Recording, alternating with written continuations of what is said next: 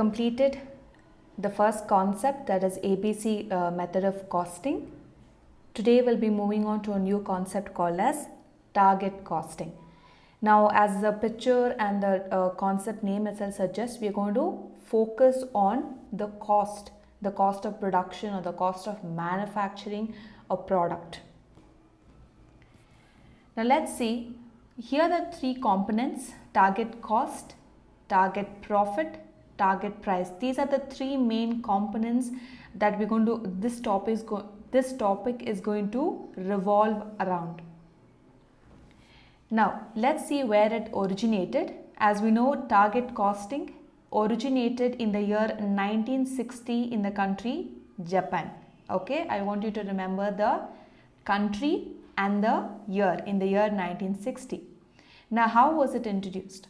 Now in the Japanese market, or in general the Asian market, right, the Asian, there were so many Western products that were introduced, okay, where these products were absolutely superior in quality and also very reasonable in prices. That means everybody could purchase it, right? It was affordable prices. So these companies, that is the Japanese companies or manufacturers, really struggled due to shortage of resources for development of such products.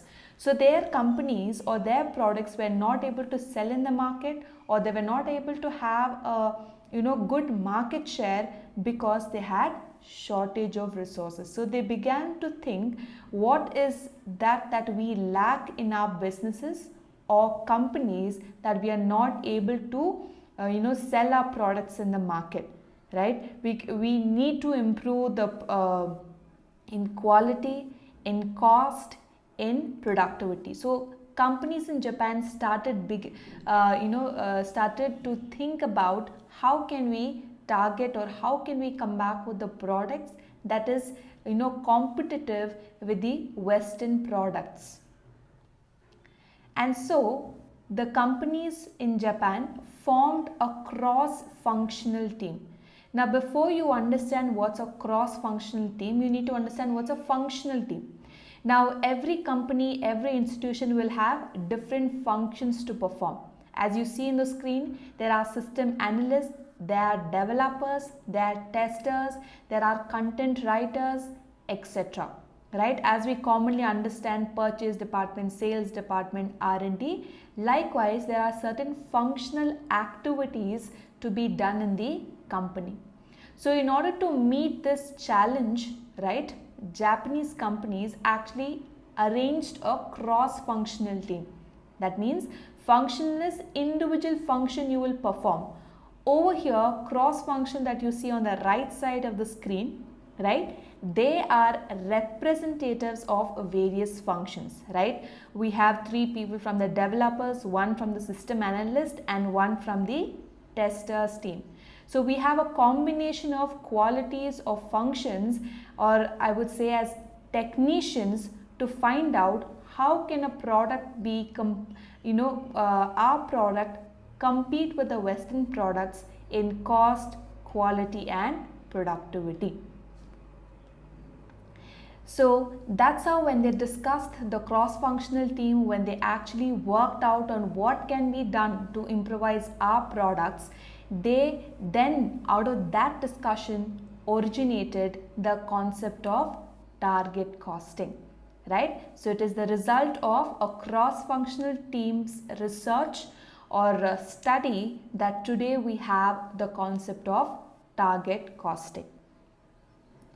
Now this concept is widely used in Japan, right? 80% of the assembly line industry and the processing industries use this system of target costing. Let's understand the meaning or the definition. Target cost is a product cost estimate derived from a competitive market price. That means it's the total cost of production of producing a particular product. So what's the formula for target cost? Target price minus your target profit. Got it? Target cost equals to target price minus target profit. Now usually how do we find out the selling price, right? Cost plus profit. You remember the usual formula what we studied from our school time or in our college days, right? What is the selling price of the product? Cost of the product plus the profit. Yes or no? There we used to initially what producers or manufacturers used to do, they used to decide the selling price. Yes or no? When you are the pioneer in a particular invention of a product or a service, you get the advantage in the market to decide the market price or to decide the selling price. But here in this concept, it is not so, right? We need to decide the target cost, because why? Selling price is already decided by the market forces, that is the demand and supply, and profit is definitely a percentage that is priorly fixed by the investors or fixed by the management of the company. So these two things we have no control over. What do we have control over? The cost. Okay, that's why it's called as target cost. Now why do we need target cost? In industries such as fast moving consumer goods, construction, healthcare, energy, in all of these industries we can see a high competition, or it is very intense, because these prices that involve in these industries mentioned are not decided by one company, are not decided by one person. It is decided by the market forces, what we call as the supply and demand in the market. Okay, so producers can't effectively control, as I just mentioned, we are not the deciders of the selling price. So they can only control to some extent their cost. So management's focus is on influencing every component of product, service or operational cost. So what is within my control as a producer? The cost. The components that I put into my product is under my control. Okay. So to enable the management to use effective cost planning, cost reduction practices, where costs are planned and calculated early in the design and development cycle rather than during the later stages of product production and development. So this concept comes down to this simple stage, guys. Now, since we have no control over the selling price, no control over the profit margin that is decided, we are only left with the cost of production. Therefore, the management or the producers of the company must use effective cost planning. Okay, so I need to sit down and sort it out. What exactly is the cost of the product? Okay, how can I reduce this cost of the product? Because profit I cannot change, selling price I cannot change. So if I can try and reduce my cost, yes, I will always have an advantage in the market. And after producing the product and releasing it to the market, I cannot have any changes then. What I can do is, right when the product is designed, right, you have an idea and that idea is converted into a product or a service.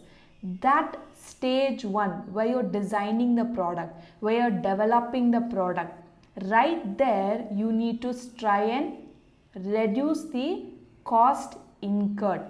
Okay, because in the later stages you can change, but it's going to be a lot of effort. When it is less effort and easy to do is in the stage 1. What is stage 1? Product design and development. When you are going to cut down right there the cost and do an effective and a conscious planning, then definitely our target cost can be met. What are the objectives of target costing? It is to lower the cost of new products so that the required level can be ensured. As I told, the cost of new products, the cost, basically the production cost has to be lowered. Number 2, the new products meet the level of quality, delivery timing, price required by the market. As you and I as a customer or as a market, what do we expect from a particular product? Definitely it has to be of a good quality, right? Right when we need it or demand for it, the product must be available in the market. That's called as delivery timing. Right when the customers need, you are giving it to them in the market. And price, that is reasonable price. Not too high, not too low, but an affordable price. So target costing helps the new products to meet the right level of quality and meet the customer's demand and also at a reasonable price. Number 3 is motivating employees to achieve a target profit during the development of new products.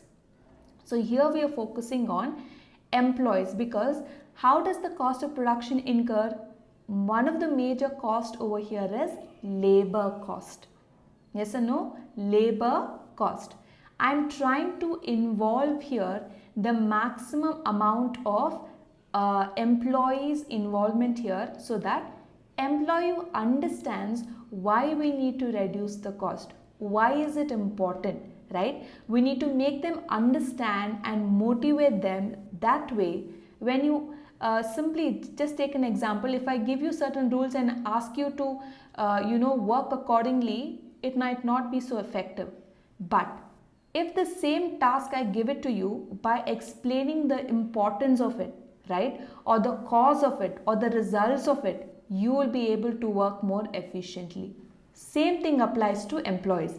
When I motivate them, I make them understand a concept or importance of a cost of production, definitely they will achieve the target profit. Now, how do you achieve, or what is the steps in target costing? Number 1, identify the selling price in the market. As I told, do we have control over it? No. It is decided by the market forces. Therefore, I first need to identify the selling price. Next, decide on the profit margin, that is by the investors of the company, the shareholders. Number 3, calculate the target cost. Right? So first I'm finding the selling price, deciding the profit margin, and then at last I will be calculating the target cost. Number 4 is close the gap if there is any cost gap. That means I need to examine the value chain analysis. That means whoever is involved right from the raw material of the product to the disposal of the product. Throughout, I am going to understand how it reaches the consumer, right? All the life of the product or service I am going to examine, decide the cost. If there is a cost gap, how can I close that gap also I need to understand. Now, under traditional costing, as I just told you, how do I find selling price? Cost plus profit. That was the usual way all our life we used to calculate. Now, under this concept, how do we calculate? Selling price plus profit margin gives us target cost. So, what we have control over is the cost. We have no control over the price, that is the selling price in the market, or the profit margin decided by the investors. Now, let's look at an example. Now, let's say there's a product that is sold for rupees 100 in the market, and the profit margin on that product is rupees 20. So, how much will the cost be? Automatically, 100 minus 20 is 80. Product is selling for 100, the profit is 20, and automatically the cost will be 100 minus 20 is 80. And let's say we need to manufacture that product. Keeping selling price the same, because as I told, I do not have control over the selling price. So I'll keep the selling price as it is, and there is absolutely no compromise on the profit margin, because guys, investors or shareholders have definitely a right to earn return on their investment.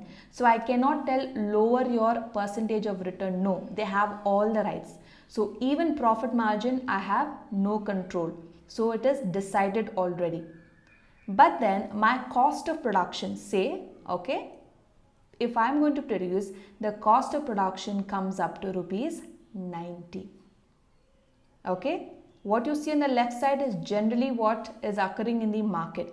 On the right side, what you see, what I've just explained, is the condition if I have to produce the same product. My cost of production is coming up to what? 90 rupees. Can we achieve the profit then, or can the selling price be achieved? No, there's definitely a issue. That means what we observe from this example is there is a cost gap of rupees 10. So the company has to work towards overcoming the cost gap of rupees 10. I have to maximize and check where in the cost of production can I reduce that 10 rupees. That's when I can achieve my selling price. That's when I can pay the return to my shareholders. Now, how are the ways that I can overcome this cost gap? Number one generally is to reduce the number of components. That means I'm going to analyze the value of the product. Now, let's say for an example, my focus is, my target customers or my market is people who use not smartphones but basic set phones. Okay, basic set, right? Those Nokia basic sets are keypad phones, etc. That is my market. Those people who only are interested to purchase that phones are my market or my customers. So I have to not include, the high pixel cameras or, high technology, etc. in my phone. Because why? My customers do not need it. More components when I include in my product, automatically my cost will increase. So the lesser the components in the product, lesser the cost of production. So number one ways to overcome is reduce the number of components. See what your customer wants and produce exactly what they require. Number two, reduce labor cost. Here I am not talking about remove the employees. No, this concept talks about training the employees, motivating them. See where they are lacking in. What is the skill they are lacking in? Train them in that particular skill. Motivate them, as I told. Does it cost even 1 rupee for you to encourage somebody, to motivate somebody, tell them they're doing a good job? No, it does not cost you 1 rupee, right? So you need, as a management, you need to motivate your employees, right? Tell them they're doing a good job or give them incentives or bonuses, appreciate them. That's when they're motivated, automatically they will give their best. Right? When they're not interested or not motivated in doing their job, their efficiency reduces. Okay? But when they're motivated, their efficiency increases. Automatically, the production process also begins to speed up. Number three, uses standardization. Don't let the workers decide, right? Let the management decide. For producing one unit of good, you need 100 grams of a particular raw material. Okay? To produce one product, you need 100 grams of certain raw material. You standardize it. Don't let the workers decide it. So this is what is required for this process. When you set out that chart or a rule, they simply have to follow by it. That way, you can avoid a lot of wastage. Yes or no? You can avoid a lot of wastage, because if you let the if you let laborers decide how much raw materials every time to be taken, then lot of materials would be wasted. Instead, if you set a standard for this one unit, this is the amount of raw material required, or this is the amount of machine time to be run. Set the standard and you'll avoid wastage. And then we have acquiring efficient technology. Definitely, the better the technology, the faster and efficient the production process becomes, and thus it saves time. Reducing non-value added activities. As I told, it is not about today, business is not what the company wants. We need to focus on what customers want. Yes or no? So let's say your business is running for the last 20 years. Okay, and from the day you started your business, the way production methodology has changed has definitely impacted, right? What you used to follow 10 years back, not necessarily you have to follow the same method even now. As time changes, as technology changes, there are certain non-value added activities that you used to follow in the past. When today it is not required, you need to eliminate such activities or reduce such activities. As I told earlier, more activities, more costs. So if you're going to reduce the non-value added activities, it will automatically reduce the cost. Last, using substitute materials.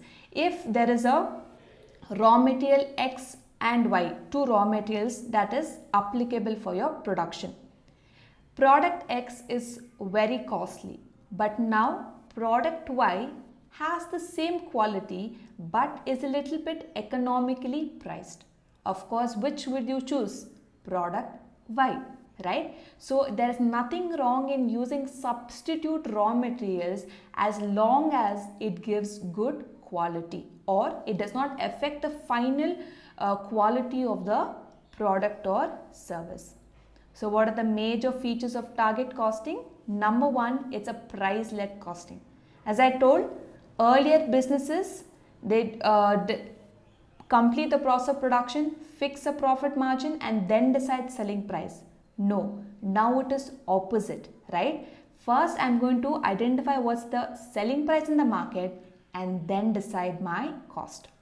Number two, focuses on customers. Definitely, I am always looking forward what the customer requires. What exactly is the need of the customer?